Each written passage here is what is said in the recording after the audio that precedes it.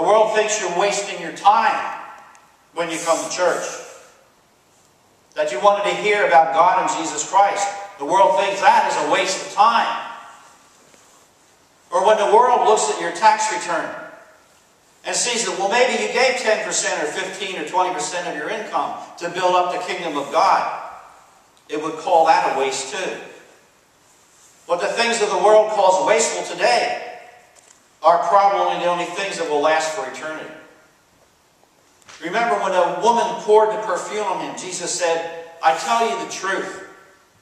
Wherever this gospel is preached throughout the world, what she has done will also be told in memory of her. And it's right there in the Bible. It's been told for thousands of years. Now we need to understand that when we risk something for God, we could lose.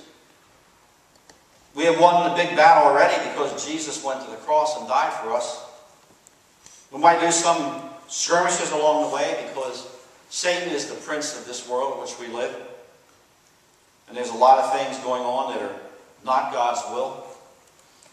But I would rather be trying something great for God and fail than playing it safe and succeed. John Wesley was a great English preacher in the 1700s. He was considered a rather spiffy dresser. One Sunday morning he wore a bow tie that had long ribbons that hung downward. And after the sermon was over, a lady walked up to him and said, Brother Wesley, are you open to some criticism? He said, I guess so. What would you like to criticize? He said, the ribbons on your tie are entirely too long.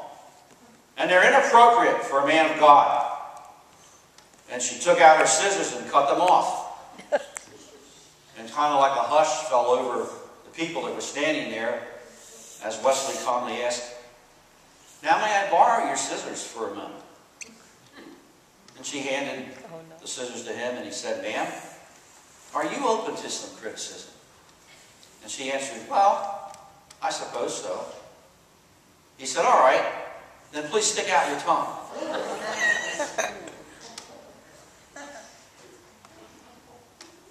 In Ephesians 4:15, Paul tells us that we need to speak the truth in love. Did you hear that? We need to speak the truth in love. We need to make sure it is the truth, but we also need to be sure that we're speaking it in the spirit of love. And so we need to develop a positive attitude towards the church. And thirdly, we need to display a positive attitude toward others.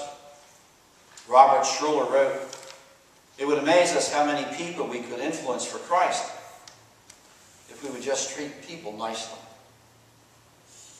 I think he's right. This is a hard world.